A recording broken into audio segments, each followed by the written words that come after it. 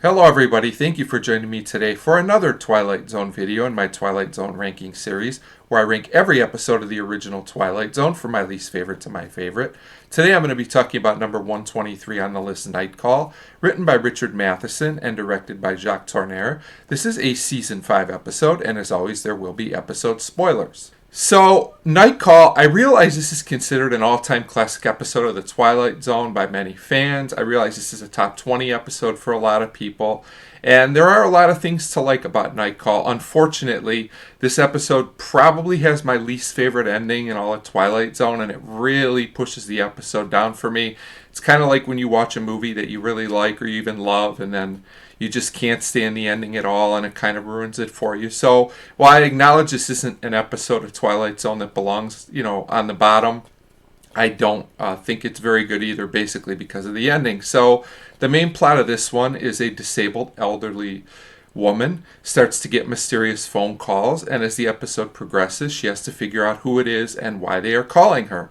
So good things about Night Call. Number one, Gladys Cooper, who was in several Twilight Zones and always was solid, gives a great performance here in this episode, and I really care about her character. Jacques Tourneur, who was a great horror and noir director, built suspense and tension, and I'm truly wondering what's going to happen next. There's just kind of an eerie mood to this episode. He did a really great job. He was a great choice for this episode. Gladys Cooper's character's name is Elva, I believe, and the character is very interesting. Eventually, we kind of find out what's happening. We find out that the calls are coming from the cemetery, from her former fiance, I guess like his spirit or ghost or however you want to say it. We learn that he passed on in a crash while she was driving, and it was basically her fault, and she regrets it because she says she always had to have her way with everything. So Elva does show remorse here. She tells the lady that's with her, she's like a housekeeper, that she regrets this. And Gladys Cooper's performance is so good, as I already mentioned, that I really feel bad for her. Maybe her performance is almost too good based on the way the end of this episode is written. So the episode continues, and at the end, she's ready to talk to her ex-fiance, Brian. She's actually excited about it because she's been very lonely and regretful for a long time. But when another call comes, he says he doesn't want to talk to her because she told him to leave her alone, and he always does what she says. Really, Twilight Zone?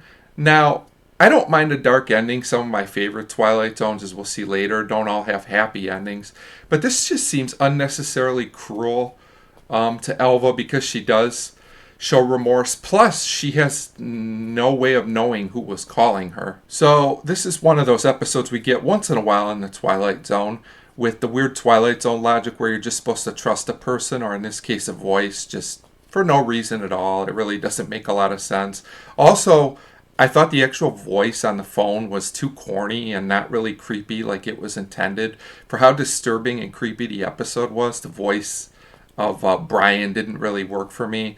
And also, Rod Serling's ending narration, I didn't really care for either. Look, I love Rod Serling's narrations. They add a lot to the beginnings and endings of episodes, but this one didn't work for me. He basically talks about how Elva made her bed and now she has to lie in it. He also talks about like taking responsibility, but it feels like he's just kind of piling on for no reason. I mean, she's a lonely, paralyzed old woman. I think she has been paying for her mistake. I don't see any reason to really pile on her. Also, what more can she do to take responsibility other than feel regret? It's not like she can bring this guy Brian back from the grave. That doesn't totally work for me either. It just feels like he's kind of overemphasizing a point, I guess is a good way to say it here. And that just made me feel even more bad for this woman, Elva. So overall, between Matheson's kind of weird logic in his script and, some of Serling's commentary, which I didn't really care for, this is probably my least favorite ending. And for that reason, even though Night Call is well made, I can't rank it better on the list than number 123.